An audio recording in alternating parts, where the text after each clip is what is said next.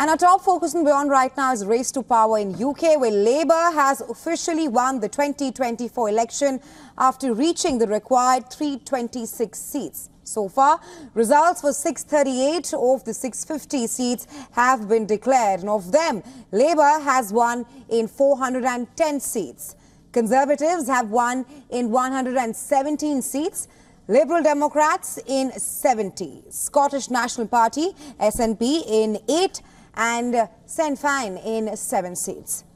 Speaking in central London, the next Prime Minister, Keir Starmer, said, "Change begins now. It feels good, I have to be honest," he told a cheering crowd.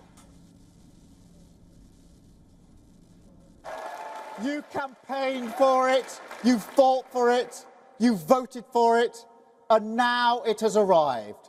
Change begins now.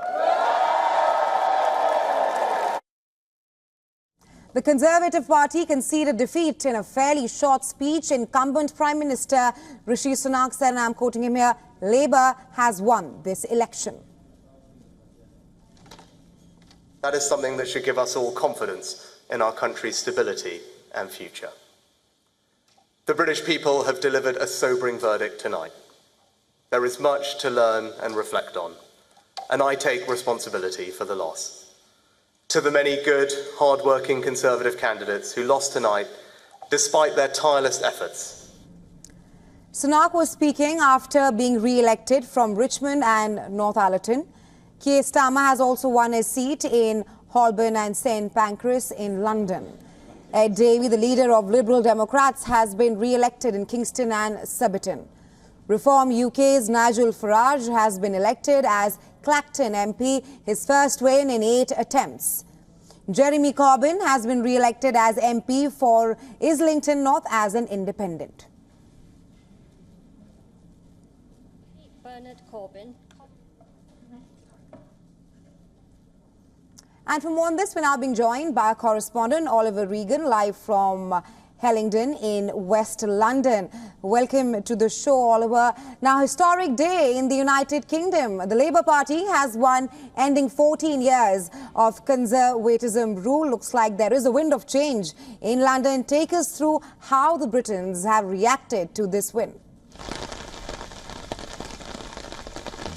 Yeah, you join me from a very wet and miserable Brunel University in West London, and actually behind me in the building is where the counting has been taking place overnight. I think 4 constituencies have been counted here overnight, and as you mentioned, a historic victory for the Labour Party and a crushing defeat for the Conservatives, and a huge swing from the election back in 2019 where Boris Johnson's Conservatives, and we're actually here in the former seat of Boris Johnson, have been rounded, and Sir Keir Starmer's Labour Party are now given a huge majority by the British people to go and deliver change, as he says. Now, what we're hearing early doors is that the voter turnout was relatively low in this election. Now, that could be put down to a bit of voter apathy, perhaps no one party really truly representing certain voters.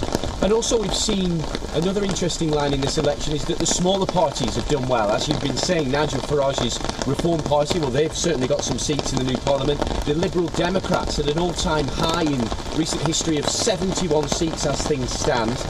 The SNP, though, in Scotland, completely crushed, down at just 8 seats at the moment. Now, as you mentioned, we've still got 9 seats to go. Some of the more rural areas of the UK, they're still counting boxes, ratifying votes, something that they were doing in the building behind me all evening.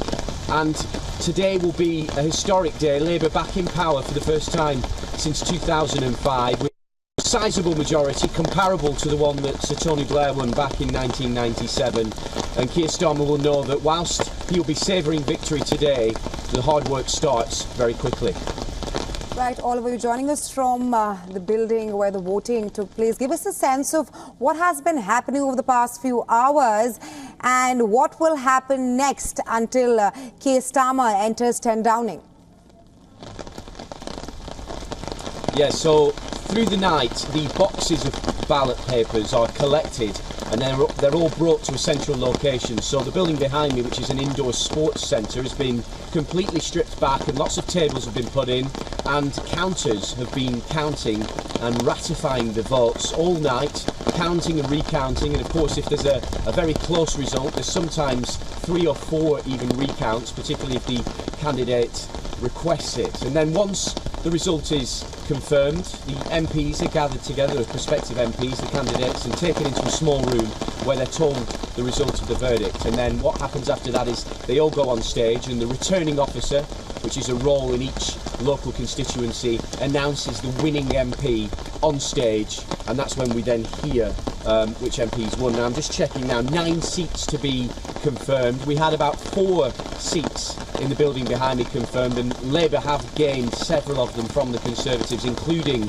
Boris Johnson's old seat of Uxbridge and South Ruislip. That has been a Tory seat for quite a while, and Labour have now reclaimed that seat from the Conservatives, as they have done across the country.